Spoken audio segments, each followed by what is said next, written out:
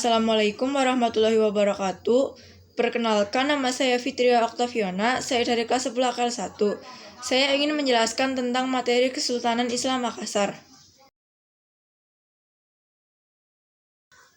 Kesultanan Islam Makassar merupakan gabungan dari dua kerajaan besar, yaitu Goa dan Talo yang kemudian menjadi Kesultanan Goa Talo. Kesultanan ini memainkan peran penting sebagai pusat penyebaran Islam di Indonesia bagian timur dan sebagai kekuatan maritim yang sangat kuat di Sulawesi Selatan. Asal mula Kesultanan Makassar. Sebelum menjadi kesultanan, Goa dan Talo adalah kerajaan maritim besar di Sulawesi Selatan dengan kekuatan militer dan jaringan luas. Islam masuk ke wilayah ini pada akhir abad ke-16 lewat pedagang dan ulama dari Sumatera, Jawa, dan Malaka.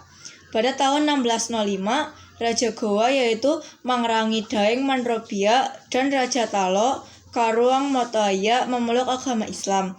Sejak itu, kedua kerajaan menjadi kesultanan Islam dan menyebarkan agama di wilayah daerah sekitar. Penyatuan Kesultanan Goa Talo. Setelah memeluk Islam, Goa Talo membentuk aliansi dan menjadi Kesultanan Goa Talo untuk memperkuat diri dari ancaman luar dan mengembangkan kekuatan maritim.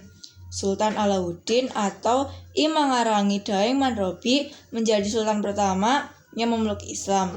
Di bawah kepemimpinannya, Kesultanan Goa Talo mencapai kejayaan, memperluas wilayah, dan menyebarkan Islam ke seluruh Sulawesi.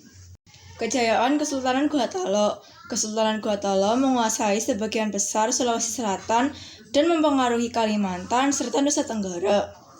Pelabuhan Makassar berkembang pesat sebagai pusat perdagangan rempah, menarik pedagang dari berbagai bangsa seperti Portugis, Inggris, Arab, dan Tiongkok menjadi distribusi hasil bumi Indonesia Timur.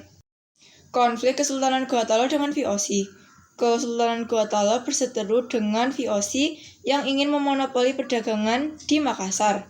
Sultan Hasanuddin dikenal sebagai ayam jantan dari timur, gigih melawan untuk mempertahankan kedaulatan kesultanan dan menolak monopoli Belanda. Setelah kekalahan militer, Sultan Hasanuddin dengan terpaksa menandatangani perjanjian Bungaya yang merugikan Goa dan Talo.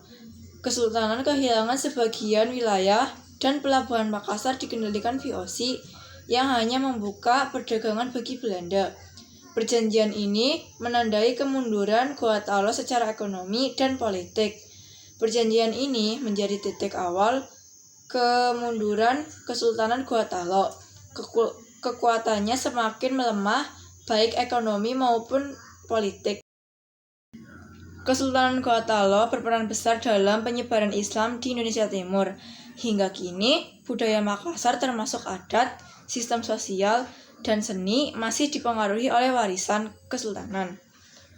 Sultan Hasanuddin dikenang sebagai pahlawan nasional dan simbol perlawanan di Indonesia Timur. Sekian materi yang dapat saya sampaikan. Bila terdapat salah kata, saya mohon maaf. Terima kasih. Wassalamualaikum warahmatullahi wabarakatuh.